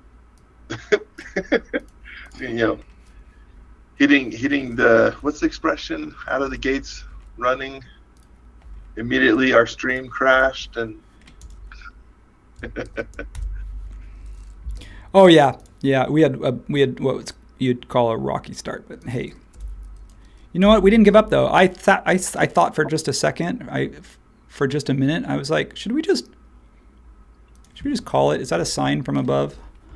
Should we just call it? And I said, no, not with our audience. I would ask, what would the audience want? Would they say call it, or would they say go back and try again? And you know what? I think I heard them answer, and they said, try it again. And I said, okay. All right, this is supposed to sit 4 meters above, and I know that I'm not going to probably get, I don't know if I'm going to be able to get a perfect, I'm trying to find a shot where I can go straight down to the roof. Okay, there. That's 2.45. So I'm just going to bring this up. 2.5? No, 1.5. Come on. There we go. So there are columns, and I'm not going to worry about those because you really can't see them when you're in there. You can't see the structural columns, but there are 14 structural columns. And what was interesting is, fun fact is, this building, of course, was never designed to structurally hold something like this. And so what they had to do was they had to reinforce. Okay, so hang on, I need to save this because we had a recovered version. So they had to kind of structurally reinforce the whole building to be able to place the weight. And of course, they had to make this as light as possible, even with the structural glass that was holding the thing up.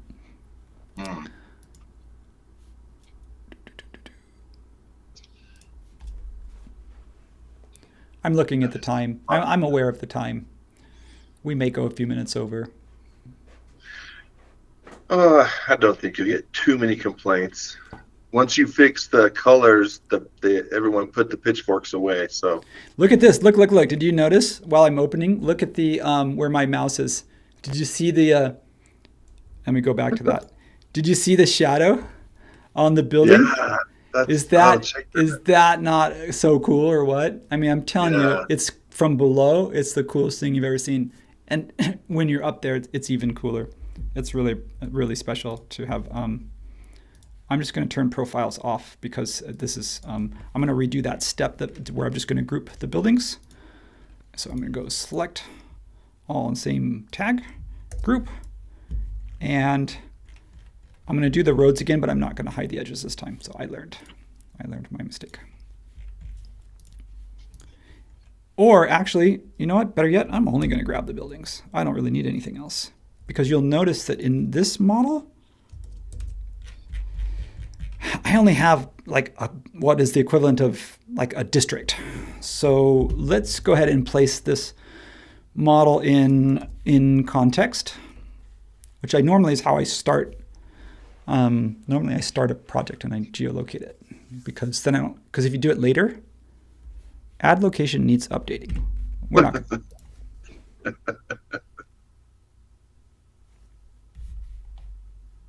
The curveballs, Tyson.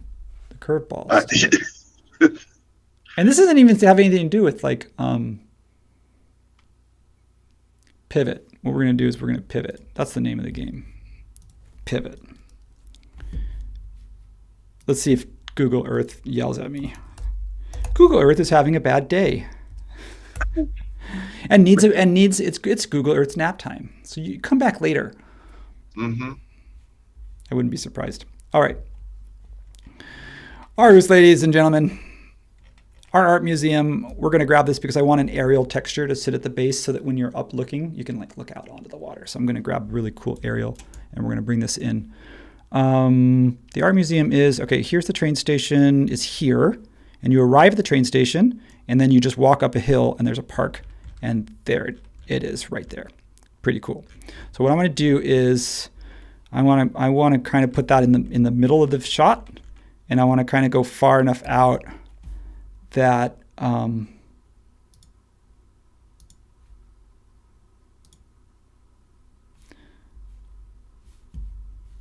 oh, this is tricky. I need to come over here and say, I don't like how it gives you a map pin. Do you know how to get rid of that? Here's how I do it. I come over here to places. Yeah. I come over here and then I look over across the bay and I look for something like that I can spell, which is SB. So we're going to go with SB Denmark. It's going to go there. I'm going to stop and then I'm going to come back to Aarhus. I'm going to turn my labels off. Pro tip. I'm not going to get the whole thing in. I'm just going to grab our art museum is here, right there. That's as far as I want to get. Cool. Coolio. We're going to do this. We're doing this, folks. We're going to export file, save image. And it doesn't really matter. I'm going to go max size. It doesn't really matter though, because SketchUp's going to downsample it unless I break it up into multiple tiles. But I think it'll work. Oh, you know what we need to do before we do that though?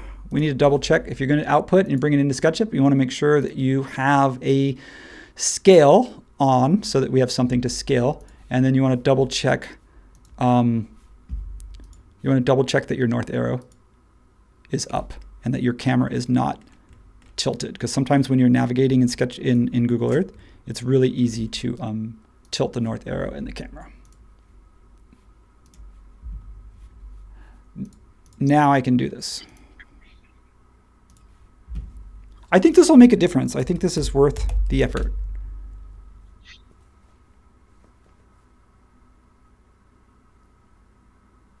How's your morning going, Tyson? It's good. It's lovely over here. So yeah, how's the weather in Colorado right now? You guys are going into fall, so I'm guessing it's cooling off a little bit. For sure. If anyone gets up into the mountains, they're getting the nice colors, and our evenings are cool. It's still been warm enough, but I trust many of us are headed into fall, which is really nice.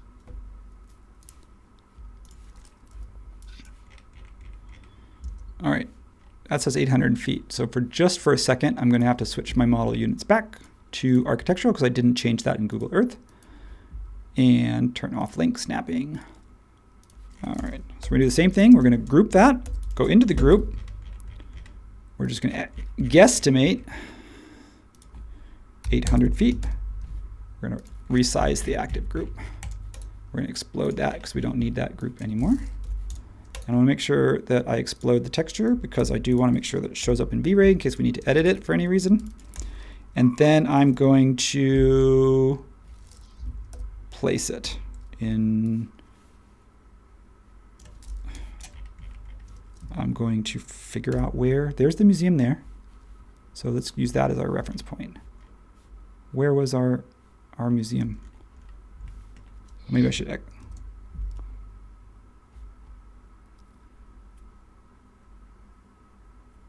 No, what's that? I was turning on X-ray mode, but then so it lightens the image. But now I'm realizing I was like, this is a fairly heavy model that I found from Sketchfab because it was modeled in a different program than SketchUp. There's the art museum there. So I'm just going to kind of do this and just put a little circle there. It'll just help me so I don't lose it. Wait. That's what I tell my dog when she wants to get out of the car. And she jumps out of the car, and I'm worried about her getting run over by another car because, like, if the door opens and you're on a busy street. So I trained her to wait in the car until I tell her that it's okay to get out. And I say, wait. And then she sits and looks at me, and then I say, okay, you can come out now. So I'm saying that to my model. Wait, and then it'll be fine. It's going to be okay.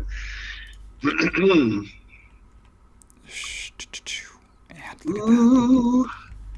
My excitement is like welling up within me. I'm so excited. Man, now I've really done it though. I've really built this up to be something that now I'm like, oh, I don't know if I'm gonna be able to deliver. I said, wait, just wait, guys. This is gonna be cool. You're gonna like this. And then I'm like, man, that's the problem with. It's the problem with like creating anticipation and suspense and stuff is that you got to deliver. Nope. You're gonna do it. It will not. I'm watching the clock. It feels like a Mission Impossible where you're like the clock's you have 3 minutes and you're like having to figure out which wire you're gonna cut, and it's like, and then you just keep watching. It keeps going back to the clock, and then it goes back to like, now I have to rescue this person, and now I dropped my tool, and then now I'm like hanging on the side of the building, and I have to go grab the tool, and then I have to cut the wire, and now I only have 1 minute to go. You've set the image now. I'm picturing you Mission Impossible style, hanging from a wire, typing at a computer and modeling this, and yeah. So that's the image now. You're like super cool. I'm pushing it further. I'm pushing it too far than I should though, because I'm bringing in like the entire city's worth of buildings, and then it's a really large scale to work at. And if I was not doing this live and I had thought about it, I would probably bring things in and just take the effort to sort of break a bigger model up into pieces and just work with it in pieces. Yeah. I mean, if I can't get the context buildings in, I would let them go at this point, because now I'm realizing this is the second time that I've had to sit and wait for my context buildings to come in. And at this point, it won't break what we're doing. I think it would feel like a finished thought if I had them, but it wouldn't take away from all the work that we've done up to this point. Do you know what I mean? Yeah. I just don't understand. Like, even though, I mean, I know it's a lot of buildings. Let me see while I'm waiting. I'll check to see this file size on this thing. Okay, so where is that? All right. Maybe. Oh, there it goes. Maybe inside those seemingly low polygon models, somebody's embedded a whole ton of tiny, super detailed. They've modeled every structural element and screw and furniture. Maybe. I hope not. Okay. Now we're doing this. Okay. Now I might need to rotate where we're looking depending on where the cooler skyline is. I do like the spire that you see here, but let's just do this. So what I'm going to do is come into this group, and I'm going to set a section plane, which is tools section. I think this will just help me with being able to get in and out of each side. And then I'm going to go turn that off. And because this came from another model, it doesn't have all my beautiful colors. All my beautiful colors. Section fill.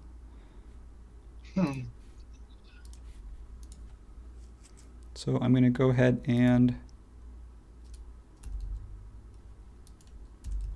update all that.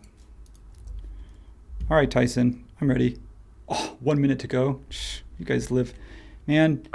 You like to live dangerously. So what do you think? I was trying to get you purple to warm.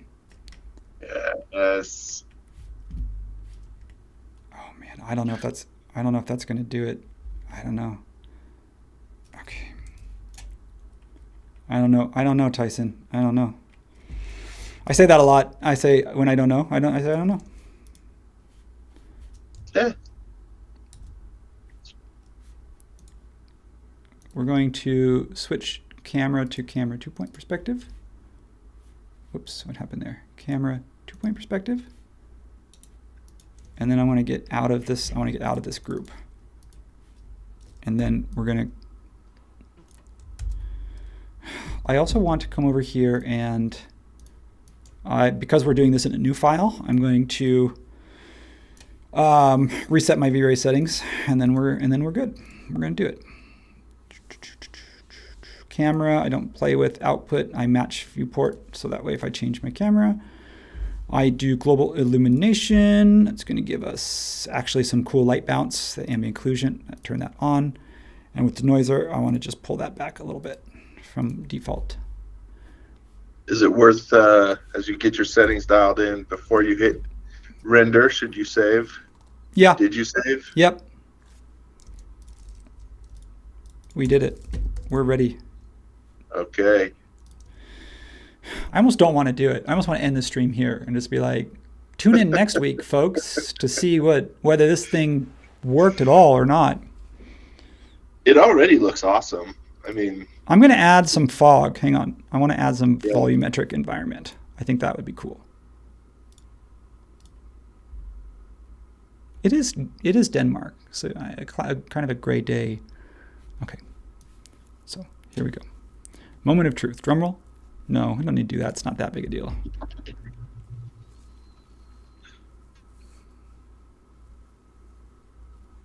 That's my lame attempt at a drum roll.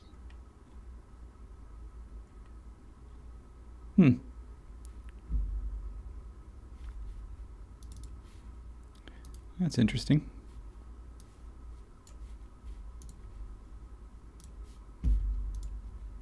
Is it because I'm inside of the group?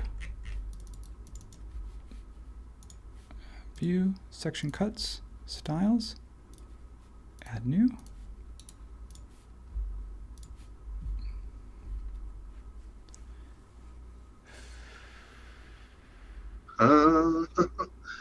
What's the story? What is the story? We're going to do it. We're going to go back into our original one and see what I did. What did I do? It should be fine. Mm-hmm. So I was telling Tyson before the stream, you guys had never seen me cry before on camera?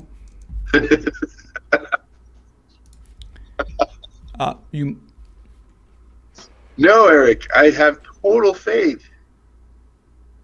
No, I killed something. Something's wrong. Something's wrong. See, there it is. Okay.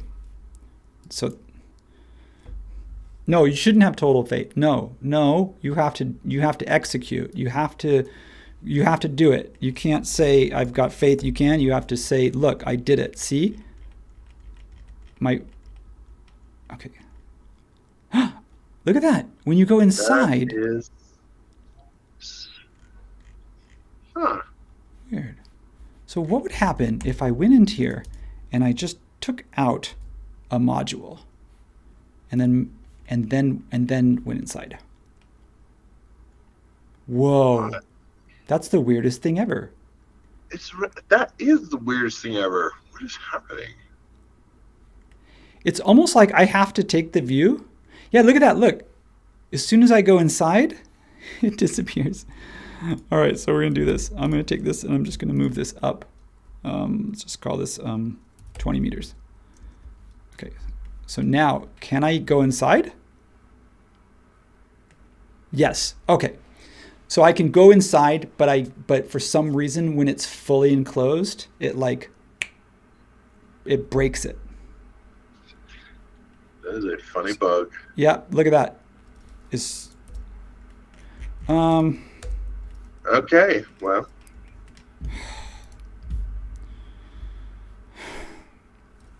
Right.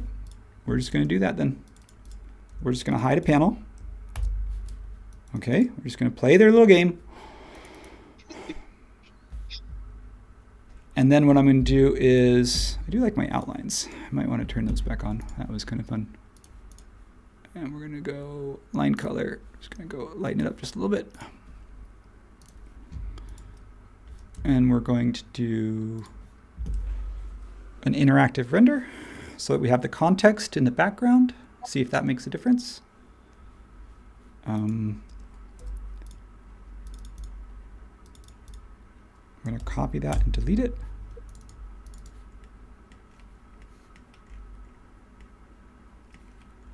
Well, that's really interesting. Why was the fog? Oh, I know what's happening here. This is because there's a infinite plane. That's right. And I'm also going to delete this section just to be safe while I'm in there. Okay.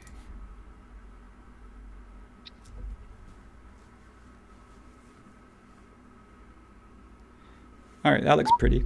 Now we're going to come over here and we're going to look at the fog settings. So I'm going to go to the environment. So with the fog, what you want to do is bring the height up to something like 1,000. So it goes up as high as it can. We're going to change the color. We're going to lighten it. And we're going to set the distance. Oh, aerial perspective is better than fog. All right, so let me do that. So how do I move the distance? I want to bring the visibility range down a little bit because I kind of want to make, because you know how I don't have all the buildings to go further. So I was hoping I could, I was hoping I could cheat it and just kind of be like, well, let's just add some perspective, some fog in there. You should be able to. We still have this.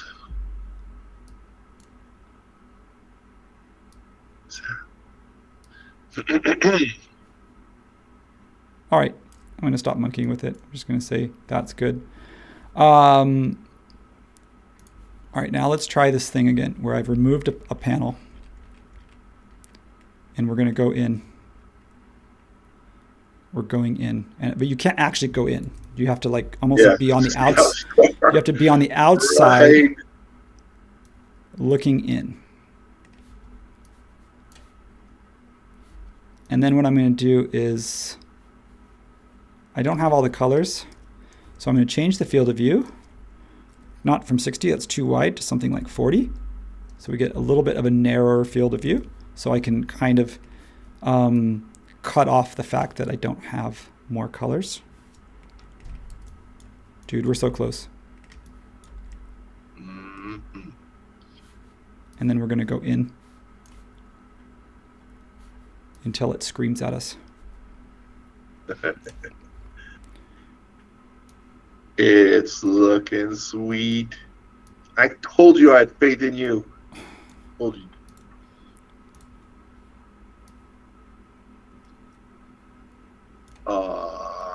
Yeah. There's that home run we all knew was coming. All right, so I'm going to look at the fog again, because now I actually kind of want to pull out the buildings a little bit.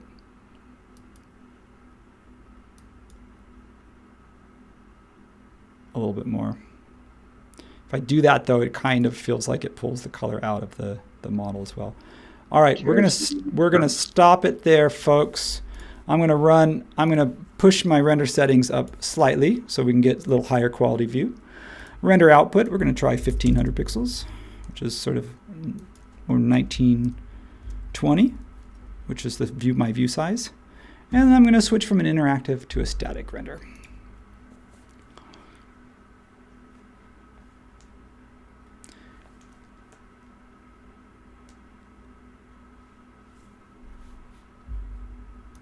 You can run multiple, you can run 2 layers, right? You can see I have hue saturation twice. So if you really wanted to push it, the way that we did, the way that you saw in that photo, you could kind of do that.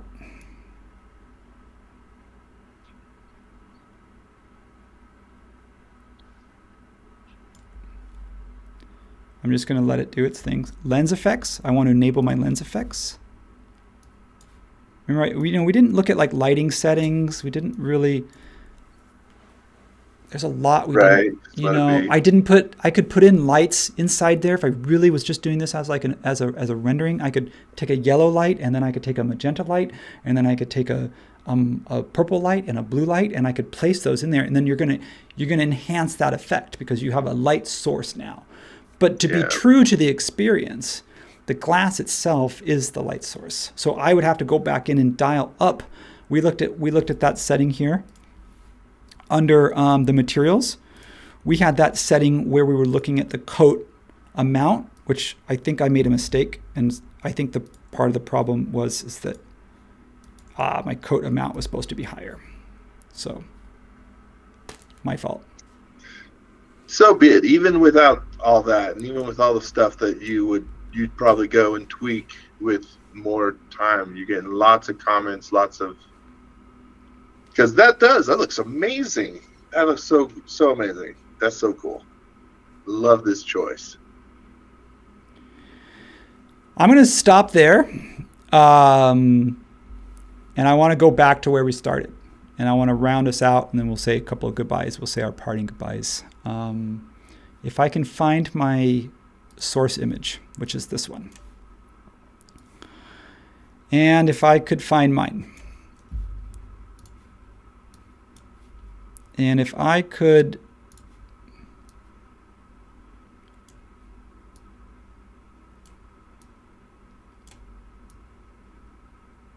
and then I want to come over here to white balance. And I want to warm that up a little bit. You know, if I could leave that there, and if I could pull our source image up, which is this one, and obviously this is a camera that probably has really great lens properties, and it probably also has some post-production and stuff done to it. So I don't know exactly how this was taken and that, but I can be, to your point, Tyson, I think we did what we came here to do. Amen. It looks so cool. That is awesome. It's really awesome. That was fun. That was challenging. I said it in the beginning. I said, this is going to look deceptively simple when I started. I'll open up. I want to open up the photo of just show you the photo of the whole thing, because let me just go back to like the photo that shows it in context, like this one here, maybe this one here. There it is. That's a good photo. I'll end on that one. Yeah. It's a ring. It's a circle. It's got color. Okay, how hard can this be? Well, the answer is, if you're going to bring the context buildings in, if you're going to draw it accurately to scale, if you're going to make every single one of these components unique so that then you can apply a unique color to them, if you're going to get all the V-Ray properties, so refraction, reflection, opacity, tint, and all those things, and then you're going to place this thing in context so that it feels like you're there, that's a lot. It's a lot to do. So yeah, Tyson, let's wrap this thing up. Okay. I don't have anything else. High five. I don't have anything else to say about it other than just thank you for sitting with me on this, because that was a good one. Nice job, buddy. Oh, and of course I deleted this one, so now that's going to bug me. I'm going to want to replace that. I'm not going to do it. I'm going to just not going to do it. I was something. I'm just going to, because we're going to press my music, and then I want to get this camera set up. So I'm going to, I just wanted to get a cool camera set up from the outside. We've seen what it looks like on the inside now. I wanted to kind of get that shot from the outside. I'm not going to render it. We're done for the day. So with that, I'm going to say, yep, there we go. I want to say thank you, everyone, for joining in today. Thank you for bearing with us in the beginning with some of our technical difficulties. But again, this is one where I said, you know what? We are going to find a way to make this work no matter what. And we did. Tyson, thank you for joining me. We're going to go. We're going to listen to some music. Okay. It's Friday, wherever you are in the world right now, and whether it's lunchtime or it's end of day or it's 10 o'clock and you want to go get a pint, do it. Go have some fun. Thank you, everyone, for letting me attempt this and play around, and for joining in. All right, Tyson, let's go. Okay, Let's take bye. off. Okay. Cheers. Bye, everyone. Thanks.